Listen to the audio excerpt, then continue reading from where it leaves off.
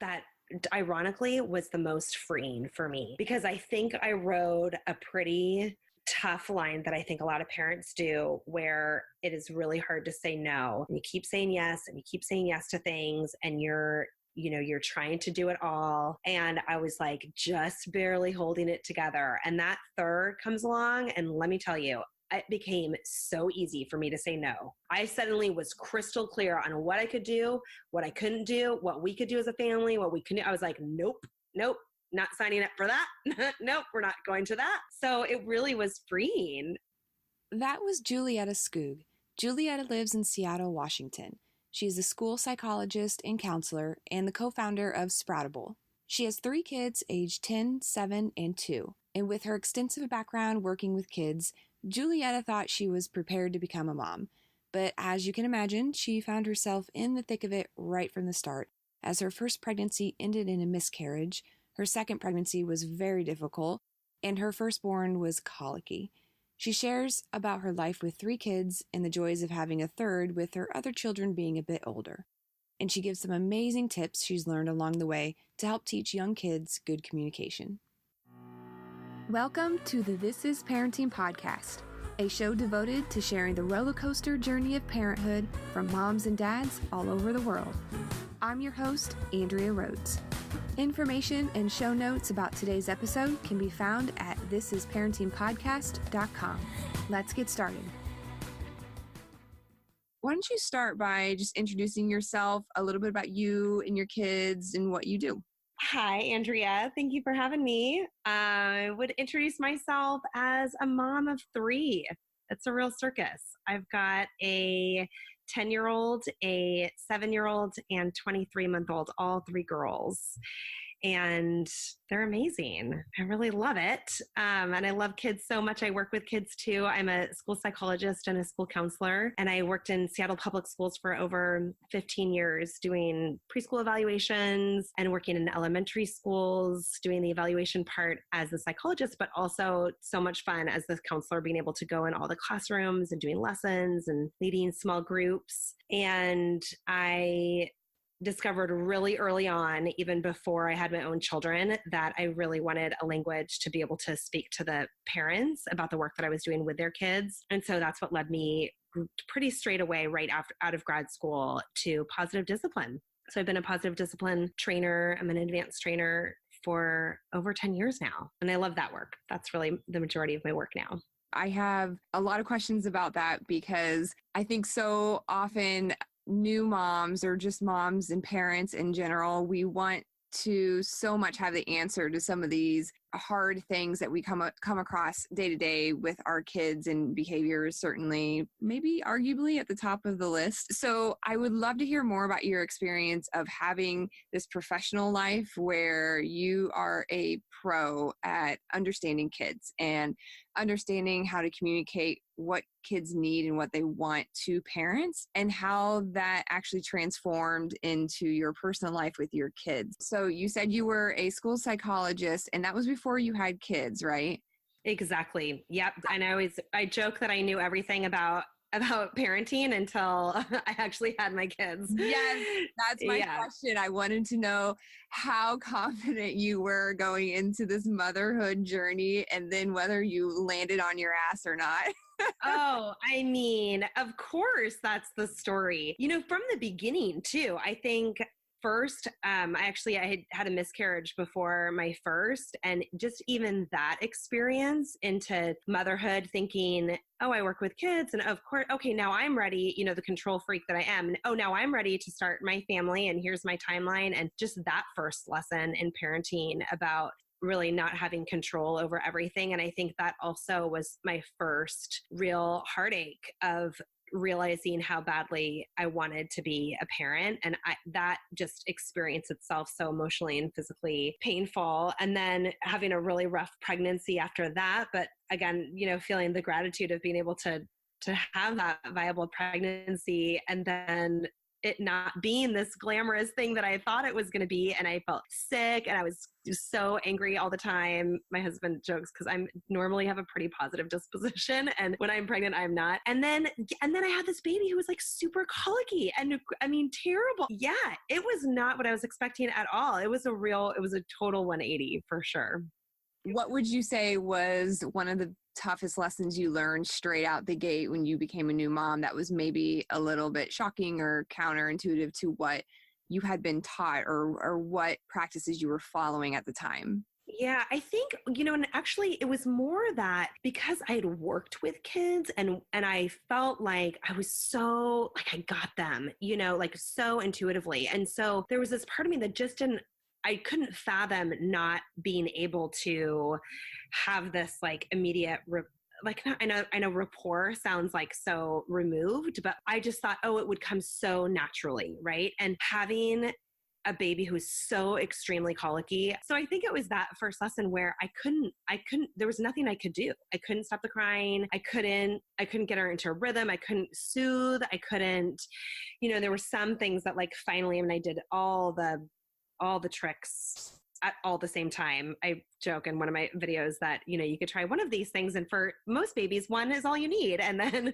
for some babies, you need all 7 tricks at the same time. So, I finally kind of got there, but I think those first 3 months were really hard. And that was that lesson that, wow, I don't have all the answers. I don't know what to do. And yet it also gave me the best strength and resolve because when I got through the other side, I was like, oh, I can do anything now. I had that kind of a baby. Okay, now I can tackle anything. And she grew into the most amazing kid and she's the most beautiful 10-year-old and we have the most incredible relationship and it's all good, And so I think actually like having gone through that straight out the gate with her really set up this wonderful second and third experience too, because I could really handle anything after that.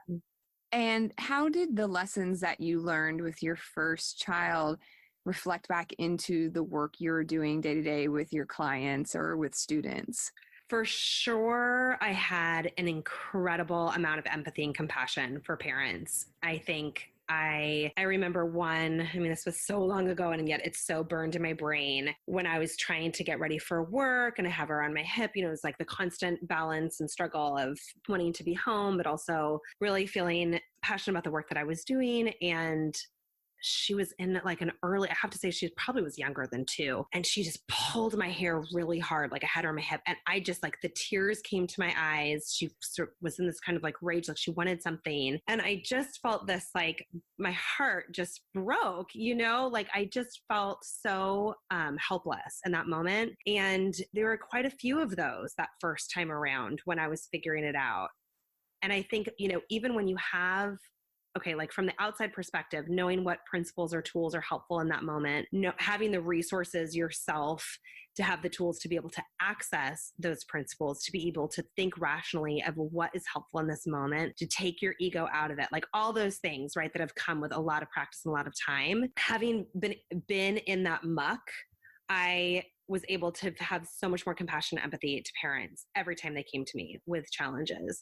Whereas before, I think I sat on quite a high horse, with parents, because I just got to have their students for just, a few hours of the day. So, and I think there's that relentless part that people don't realize when it truly is over and over and over again. You have not had a break. You have not had that sleep. You haven't had truly any respite. And so that's the part that can really wear you down that people, I don't think, understand unless you're really in it. So I think it really gave me this lens. And I still to this day, 10 years later, 11 years later, have just such more compassion and empathy. Nothing is off limits to me when parents come to me with challenges or with the way that they responded, or, there's like truly absolutely no judgment there. So my next question is one based out of my own experience and anecdotally from friends and other people with kids. Now that you've had kids of your own and you're still practicing your craft with positive behavior with your clients and other kids, would you agree that kids act differently with their parents than they would, say, with you in a session? Oh yeah, 100%. I think it's so funny. For a while, parents would ask me to come and just be with the family, just to get a sense of the dynamic. Like, I feel like they wanted me to know that they weren't making this stuff up. And I would come and the kids were lovely. Like, we had a great time. I finally said, I think it's just not really, it's kind of a waste of both of our times because they're so much fun. And so, yeah, of course. I mean, I think there is that intuitive social nature that kids start to be, as soon as they start to be aware of others at a very early age, then they act differently, certainly around other people. And I think there's also, when you get into the school-aged kids, or even in the preschool, when they've been holding it together all day also, and they come home and they really fall apart for the parents. So you definitely see two sides there too. Oh yeah, that afternoon withdrawal is hard. Yeah, or with the babysitter where they're like, oh yeah, she went down no problem. And you're like, what are you talking about? Yeah, for sure. So it sounds like you kind of had a rough first go with becoming a mom. You suffered a miscarriage, which I'm really sorry to hear that. And then the first child was a little bit of a challenge at the beginning, though she came out of it, it sounds like. So how did you decide that a second kid and then finally a third kid was something that you wanted to tackle? Yeah, that is a great question. I think I always knew I'm the middle of three girls. So I think in terms of just siblings, we were definitely on board for at least two. But I will say it took me body-wise, having been through those first two pregnancy, the miscarriage and then the pregnancy and then nursing for a full year. I did. And just the physicality of with the colickiness, constantly having to rock her, having the challenges with sleep for those first 4 months. I knew that I needed to have a year where I just had my body back to myself. So that was really important for me. I know some people and as you know, like everybody is just so different. It's such a personal decision and choice. And so some people are like, I just want to get it over with and just have them like, back to back as soon as possible. But I think for me, I really needed that physical respite of not having a nursing baby and not being pregnant. I just wanted to like have a couple cocktails, and not like just have my year back of myself. So that was really important to me too. And so I think the decision was more about the spacing as opposed to having the second. And then I swear my pediatrician promised me that I would not have another colicky baby, but I did. I had another colicky baby. And I just remember being like, she's broken. Like what happened? And so by my second, it wasn't as extreme, but it lasted longer. My first, it was like 4 months of like total madness. And then within 48 hours, it was over. It was like truly like the storm was over. Whereas with my second, it lasted about 9 months, but it was a little bit of a lower dose. So yeah, so we thought for sure we were done right after two. And then this magical thing happens when they're around 2 or 3 and they're so darn capable and just such a part of your crew. And, your heart has like grown 5 sizes. And so the third was really this weird thing that happened where it made absolutely zero sense for our family. It made no sense logistically. It made no sense financially, but I just had this feeling inside that there was this other soul that was out there. And it wasn't even like wasn't or was done, done, quote unquote. And I didn't even know if it meant like biologically or otherwise, but I just had this feeling that there was this other soul. And so then it took us as a partnership with my husband, just even to figure out how that was even going to happen and if it was the right decision for our family. And I think after 2 years of going round and round and round and round and round and round, my husband was finally like, okay, I just can't have this conversation anymore. Like, I think we just need to go for it. I just wore him down. And for me, it wasn't even like, I was so compulsive about like, it wasn't even, I want this. It was like, what is the right decision? What is the unit? Like, what is our plan? And I think that is so torturous for all parents. Like, what is our plan? What is I think we look at our kids and we just see their absolute incredible potential. Like, they have such potential. And there are all these decisions on our course along the way of like, is this what's right for their potential or for our potential for our family? And so I think it was more of that decision process. But I had this moment. I was in this yoga teacher training. I know it sounds like super kumbaya, but we were having this chakra part and I just had this total vision of her. And I was like, that's it. She's out there. This little soul's out there. So yeah, that's how number 3. And so then ultimately we said, okay, you know what? I'm 40. Let's just leave it up to the universe. It probably isn't even doable. And then sure enough, boom. So yeah, so I had her when I was I just turned 40. Well, what am I now? 42, 40. I just turned 41. And when she was born. That is amazing. Side note, I always forget how old I am. I know. Well, and now it's like conveniently forgetting. I'm like, what am I going? Aren't I still 39? Yeah. Yeah, I always ask my husband because he's almost exactly a year older than me. So I just ask him first, and then I subtract the year, and then that's where we're at. Yeah. But I will say a friend of mine had this funny advice. I have two funny things. One is a dear friend said, who's a therapist, was like, I've never met a single person who is, if you're on the fence, you go for it. She said, you either like are total, like 100% sure you're done or you're not. And then those people always go for it. My OB said she has 3 boys, and she goes, listen, 2's not enough. 3 is too many. And I know she said it with a total like glint in her eye, but it was sweet. And it definitely, feels that way in that regard in terms of the exponential for logistics. But for our family, we signed up for another round, for another adventure. And we're so glad she did. She's the light of all of our lives. She's just totally a dream. Yeah. A couple follow-up questions. Number 1, was baby number 3 colicky, or did you get? Oh my God. Well, that was my other thing. I sort of was like, okay, I am deserving of this like easy baby. And I did. I got the dreamiest, easiest baby. I look back on that maternity leave like it was a vacation. It was amazing. Yeah, she was a total dream. Still is. Okay, that's awesome. Glad to hear it. You deserve it. Or is it like because my third time around, maybe I'm more relaxed? I don't know. That's true. A little bit more laid back, not letting it get to you. That could be. Well, tell me a little bit more about that transition of going from 2 to 3, because I know a lot of families do have that big debate on how the dynamic changes. You're now on zone defense, which is definitely something to consider. Tell me more about how that went for you. For sure. I have to say, and I'm a parent trainer, right? I was like Googling, should I have the third? I mean, people don't talk enough about that transition.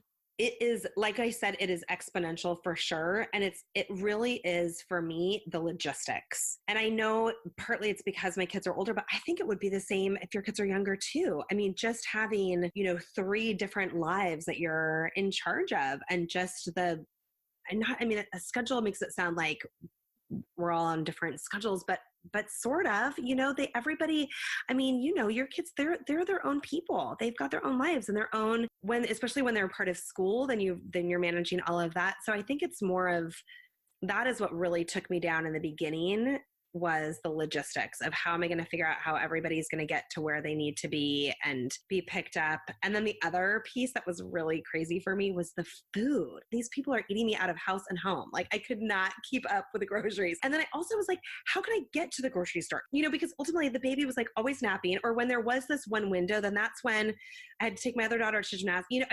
I could not figure that out. So it was little things like that I think more than the quote unquote parenting part of it all. And I think that's part of why the third is a little bit easier in that regard, because you just suddenly you just really are, you just have to go with it.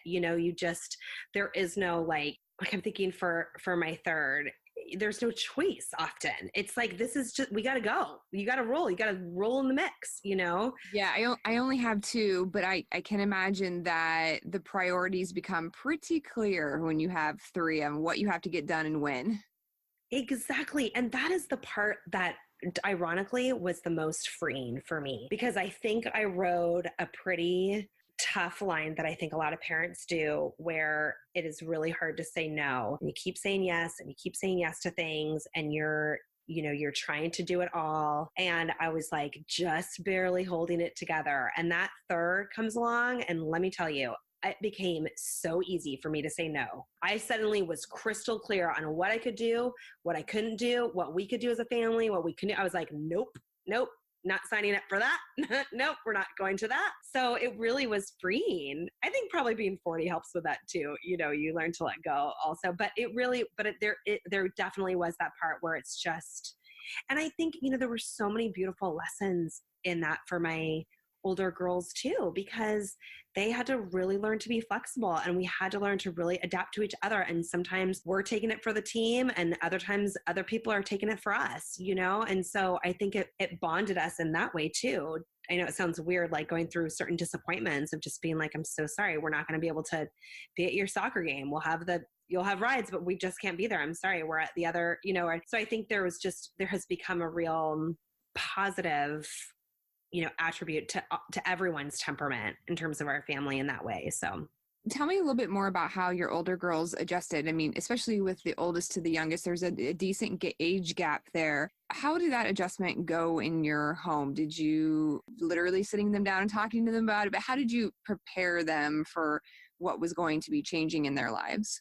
Yeah, I think that's a great question. I mean, this is where, for a lot of this, having the duality of just my work life, where it just overlaps so much because I have the positive discipline training and then just certainly my work with all of my students. So one of the basic foundations to positive discipline is the Adlerian psychology around the belief behind behavior. And so it really is this understanding that behavior is purposeful and that we are all driven by this need for significance and belonging, both little ones and older ones, and or grownups, and kids. And that we are always making decisions based on our own private logic. So I always say kids are good perceivers and poor interpreters. So they're always making observations, and then they're always making their own little interpretations that drive their decisions, and those decisions drive their behavior. So we actually do this activity in my classes that I teach and in our online series too, where you imagine you are a 3 or 4-year-old, and what do you see when a baby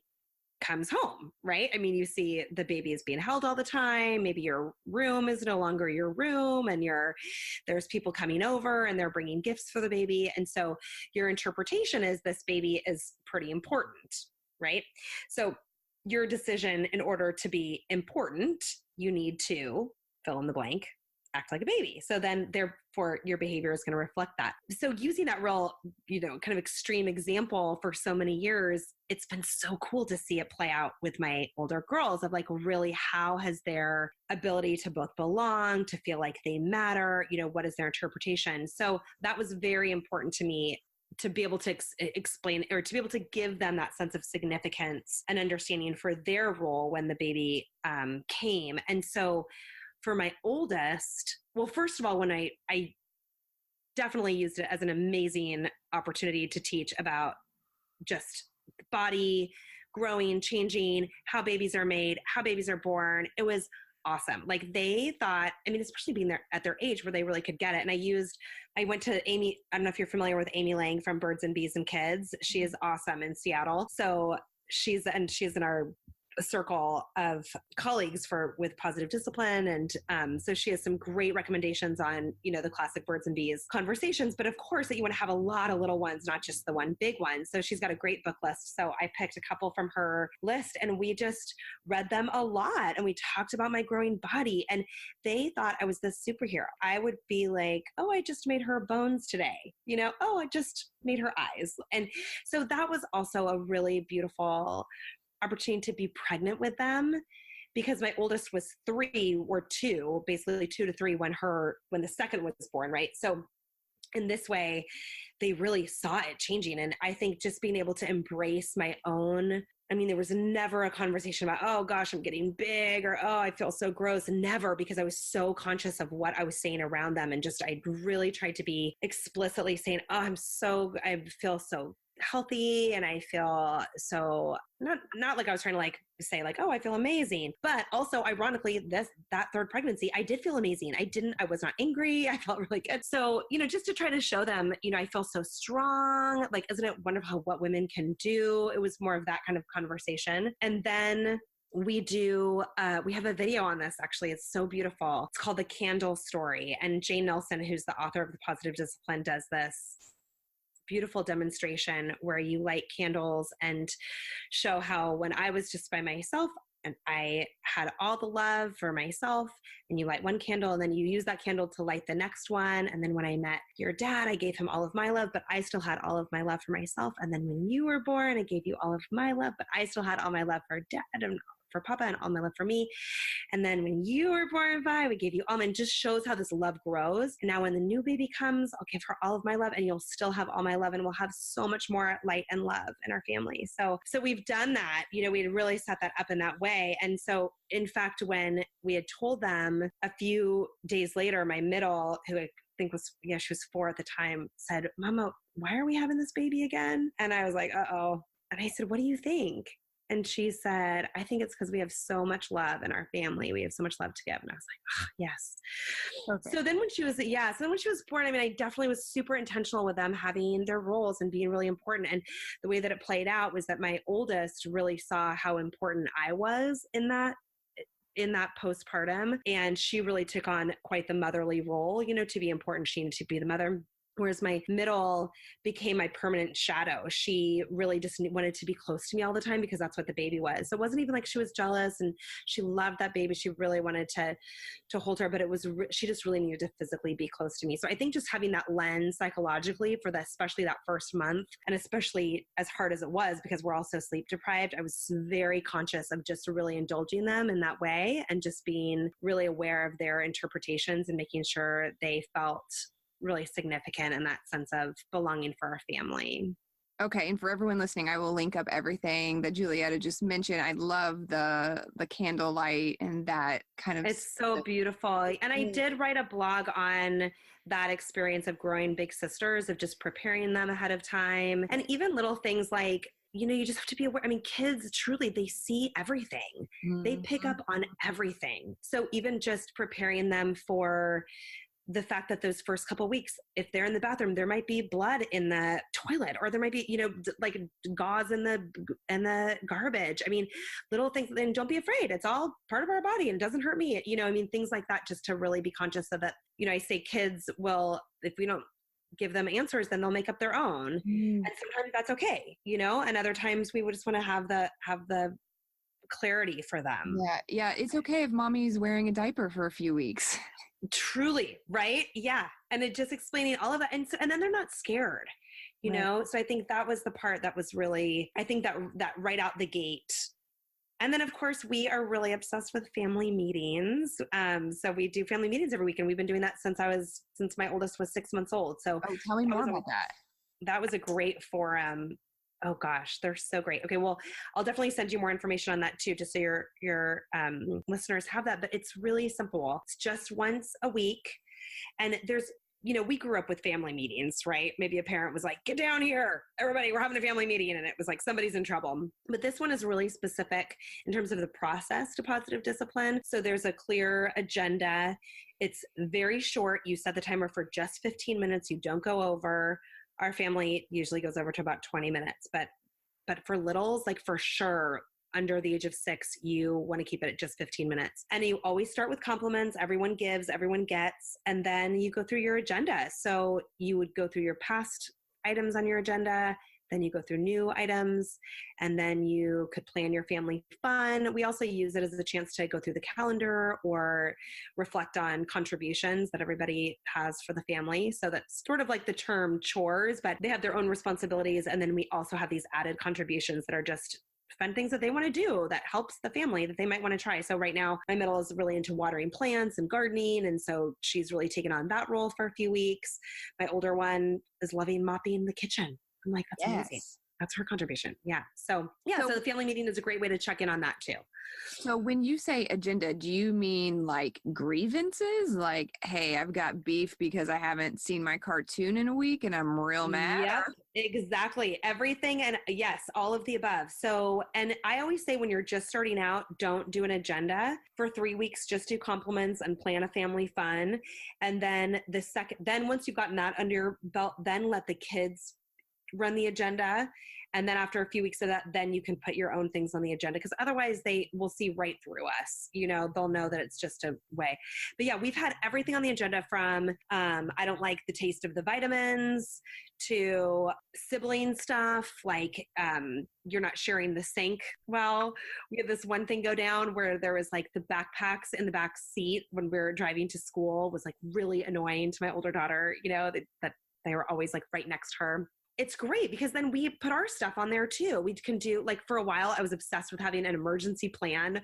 So I just had it on there, and it was, some weeks it was like, I want to make sure you guys know our phone number or what's our address, or we would role play our escape route out of the house. Lately, we've had a couple things on about turning lights off, or my favorite though, I have to say, after doing this for so many years, I guess it was maybe last year, a couple years ago, when my oldest brought an issue from school, and with a friend friend that she was having. And she was like, I just need some help. And I love that she knew we were her crew. Like we had her back and we had ideas. And it's in this safe place where you brainstorm ideas and everybody's ideas are valid. We always say they're helpful, say helpful, not hurtful. But I love that she knew that. And it was so cool because we would all give ideas and then we would role play and then we would say, okay, good luck, go try it. And then the next week for quite a few weeks, she'd say, no, that didn't work. And we'd be like, okay, we'll keep going. One of the principles in positive discipline is about being solution focused. And that means no blame.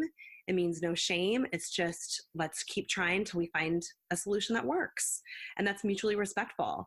And so just having that experience for her too, to say, it doesn't all get tied up with a bow every single week, but I'm going to go try this. I'm not going to give up. I can come back to my family. I can share. I can try it again or come up with a new idea and then go try it again. So why don't you dive in, before I let you go, a little bit about positive behavior, what those principles are, and then just a little bit about what you do at Sproutable to kind of encourage that type of behavior.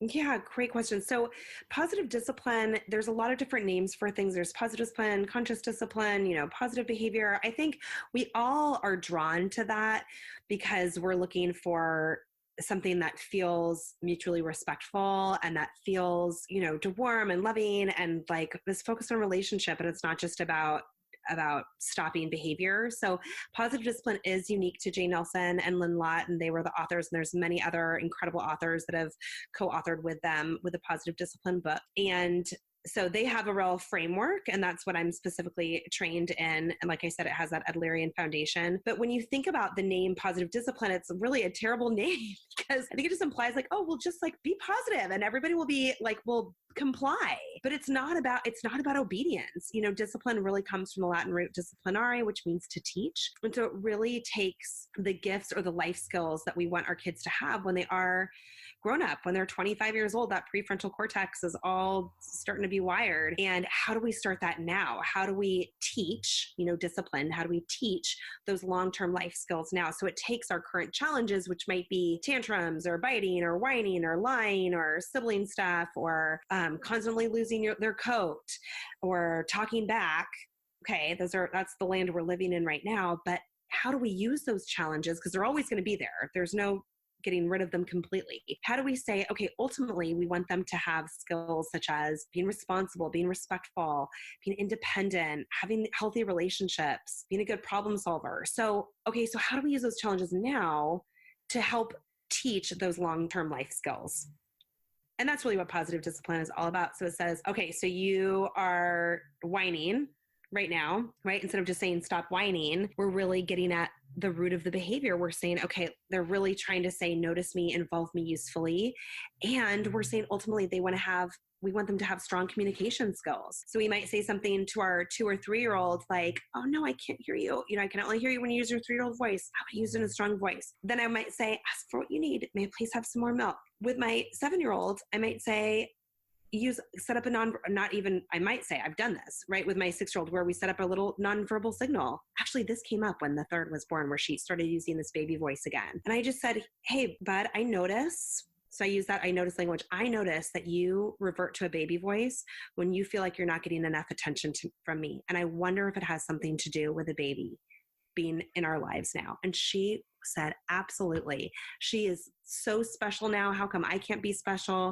And I said, well, here's the deal. It's hard for us to take you seriously when you're talking like a baby. And I want to take you so seriously. So let's come up with a signal that when you start to talk that way and I even asked her, I said, do you want me to do it when you're talking that way or when you're not? So then when you're not. She said, no, I want to know when I'm talking that way. And so we set up this little hand signal so that it wasn't, just had some dignity. It wasn't like I gave her a chance to save face, and it really helped. That was a solution for us. Instead of saying stop whining, every time she reverted to that baby voice, I would do this little signal. I wasn't flipping her the bird. I was like, but you know what I mean? It was like, that was more of a long-term thing. And so then I could coach her on having a stronger voice, on what it means to be assertive. I say a lot, ask for what you want and for what you need in a way that's helpful, because just complaining about it isn't going to get you anywhere. So what about a behavior that you can't seem to get to the root of? So some of them are, dare I say, more obvious than others, where you can plainly tell that an action is leading to a reaction, right? Or something Right. causing this. What about something that, to your best understanding and detective skills, you're struggling and trying to figure out what is the underlying issue? Yeah, I think, and this is a good segue for the work that I do with Sproutable, because I think you can never go wrong with one of the principles called connect before correct. And this really goes with the brain science too, where when we connect to somebody, when we validate, when we connect to their right brain to lead them over to their more logical left brain, then we can help by changing our own language, we can help change their behavior. And so that's really what we do at Sproutable. So I think even if you don't know why it's happening, when you connect, when you can say, I can see that you're so frustrated right now. I know that you are so mad and we have to leave the park, and it's never okay to hit or to hurt somebody, but just validating and saying you were having so much fun here. You were having a blast. You loved being in the path, and it's time to get our jammies on now. So there's that real connection. There's the validating, and then the use of the word and instead of but, and really connecting it to whatever is the routine or what is the rule or what is the social expectation for that moment. I would say is always my go-to for any human being, connecting before I'm correcting, before I'm criticizing, or before I'm reminding them of that rule. But I think it's for us as a family, that's why it's really helpful to have that consistency, to have the routines, to have the rules, so that we can always go back to what is expected right now. So that when there is a behavior that is out of the ordinary, not out of the ordinary, but maybe not, cooperating or out of the flow, or they're really frustrated, I think you can always connect and validate emotionally and with compassion, and then get them back on track. And so that's what we do at Sproutable. Is we took my 10 years of teaching this and doing all these workshops and teaching 7-week classes and coaching with clients one-on-one individually, and we brought it to this online platform. So we created an online series for preschoolers, an online series for toddlers, and we show what it looks like using real families. We filmed 44 different families, showing that when you just use a tool like in the way that we change our language, for example, asking a question versus just demanding something, you can see how the child just responds. We never used actors because they just respond in a way that's really, you can just see it in their eyes on camera. It's so sweet. Their eyes just light up, Yeah, so we do video. We're video based. We have a great YouTube channel. We have a free newsletter that comes out every Tuesday that we really are proud of, that offers tips that are science backed. They're all brain based. A lot of our tools and a lot of our tips come from that positive discipline framework. So we really are focused on that social emotional development and that executive functioning brain building that's based on that research, which is so exciting that all that research is coming out now. And it really is reinforcing the positive discipline principles that have been around for a few decades now. So ton of great content and free support on our website. And we answer any question that you email us. So definitely send us your challenges and we'll answer any question. Ooh, did you hear that, listeners? Send your emails. I'll make sure to link up the email address in the show notes. Yeah, and we're besproutable.com, so be Sproutable. So we really took that future forward for our kids to be confident, for them to be responsible, to be independent. So it's besproutable.com. Do you have a text service? We do. Well, it's so funny that you said that. Okay, so this is so exciting. So we really are in this new platform where we run. My business partner, Alana, is amazing. She is so innovative in terms of how to get the content that we have out to more people. So I just had my groups, my classrooms, and I'm like, okay, there's only one of me. I can't go so far. And Alana is the one that was like, no, we can get it out to the masses. So we started with our online series, but we just launched our text service for traveling. So if you're flying on a plane with any ages from birth through preschool, then you can sign up and we'll give you a text for 10 days leading up to your flight that helps get you totally prepared and prepares your little ones too to have real cooperative kids on the plane. And then we are in beta testing right now for more of not necessarily an instant, it'll feel like an instant coaching. They don't have the technology quite to go back and forth, but definitely to have where we've been doing this for so long where we can anticipate and we know the trends and anticipate the needs so that we can do more of a push and pop up in your text box for some ideas and tips and tricks right in the moment. We're coming for you. Yeah, love it. You have so much experience under your belt. You're bringing it into your marriage. And before you have kids, did you have a discussion on how you want to raise your kids? And then once you started to have your children, knowing you had such a basis in this type of positive discipline platform, how did your husband react to all of this? Did he just instantly get on board, or did you guys ever bump heads with anything? That's a great question too. And I will say this is another one of our real missions with Sproutable is just, it's just absurd that we go to these birth classes, we go to breastfeeding classes, and we do no sort of preparatory work in terms of our parenting styles with our partners. And so that is really what our online series and the work that we're doing is geared towards, is for parents to come before you have your kids. And even when parents would come, of the few parents that I've had, not few, definitely a handful of my classes, they always that have come before they've actually had their kids, or they're in the process of adopting. And they have emailed me and just said they are so grateful to have taken my class before they had their kids. So yes to that. I think in our unique situation, number one, we've been together for 100 years. We've been together since I was 18. So I think there is something about just knowing each other and growing up together that we definitely had worked out a lot of the kinks by the time we had our own children. We waited a while to have our kids. Part of that is because my husband's a teacher and because I worked in schools too. And for those of you out there that work with kids, you know, it is really exhausting. And so I think we had a little more of a realistic perspective, even though, as I said, to start the conversation, you never have a true perspective. But I think we definitely held off for a little bit in that regard. So I think it does help that he was a teacher, but certainly, you know, hadn't been trained in positive discipline. Ultimately did go through the training, but not for quite a few years. And I think, to fully answer your question, for partners who feel like either they've come from different parenting styles themselves or how to get on the same page, that is why with positive discipline, it's so helpful, because it does give this framework where you can be connected and firm at the same time. So maybe if you're coming from a place where maybe you're more permissive, or you were raised in that way, or maybe you came from a background that was more authoritarian, or maybe one partner is one more or the other, in this way, you're both not having to concede to each other, but you can both be connected and firm at the same time. And I think when you create that list together, and I think this just, if you were to do one thing, and it would take less than 10 minutes as a partnership to make that list of your gifts that you want your kids to have when they're 25, like truly, what is that list together? When you've created a list that has things like I've said before, like respectful, independent, you know, compassionate, you've created that value system as a family. There's no arguing with that anymore.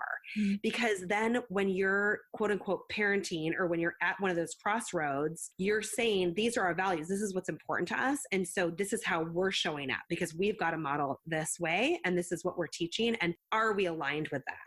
Of course, you're going to bump heads, and it's really important to sit down and have that value system. I think Dan Siegel's book, Parenting from the Inside Out, is a great book. If you feel like you or your partner are coming from a place where maybe you didn't have great role models either, and you guys are trying to create a new way. But I think it can be really powerful to say, you know, how are we raised, and what do we want to let go of, and what do we want to keep? You know, you can have both. You don't have to throw the whole thing out.